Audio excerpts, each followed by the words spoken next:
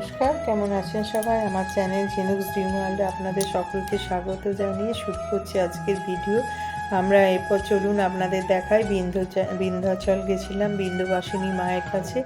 ওখানে দেখুন বিন্দুবাসিনী মায়ের কাছে কেমন পুজো দিয়েছি, এবং ওখানে মন্দির বিন্দুবাসিনী মা এত জাগ্রত যে বলা হয় যে ওখানে যে যা মানসিক করে থাকে, যে যা মনস্কামনা করে থাকে সব কিছু তার পূরণ হয়।